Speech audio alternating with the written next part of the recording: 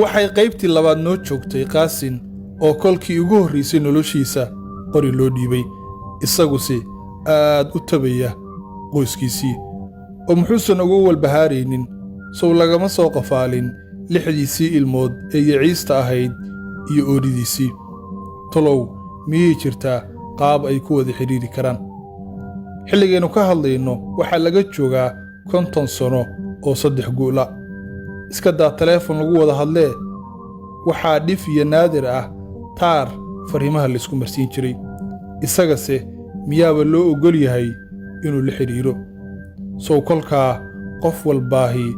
walbahaarka hamiisto maaha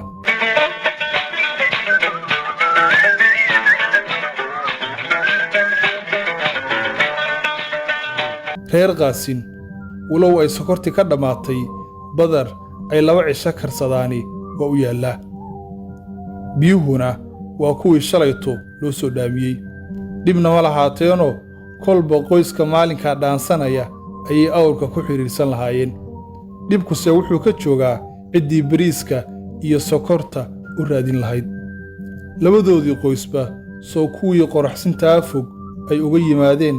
ee ka soo hayaameen maaha galabtii saddexaad ayay xaliima kabaha u ilatay dhanka oday geeddi maxamuud ama geeddi dheere lagu naanaysi jiray waa odaygii maalinkii qaasin la qafaashay ratiga soo waday markay is ag taagtay durbaba geeddi dheere wuxuu gartay waxay xaliimo u socoto wuxuu yidhi xaliimoy xalay ayaannu odayaal beesha ah ka wada hadalnay arrinkaaga inta la og yahay jaaskeennan odaygaaga iyo nin kale ayaa la qafaashay waxaannu isla go'aansannay inaannu ka warqabno labada reer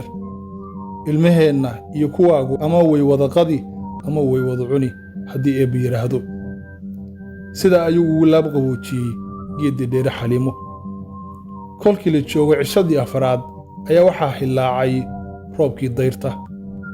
soo in awrta la soo dhoweeyo maaha haddaan dhibicda roobka dushooda aan eebba ka shubin waxaa xusid mudan reer qaasin awrkii xoogga u ahaa ee halkan ku soo degeen soo midkii ay gateen ee ay biilka ka dhigteen maaha su'aashu waxay tahay qaalinkan yar iyo aqalkan badani siday isku qaadan doonaan bal adiguba isweydii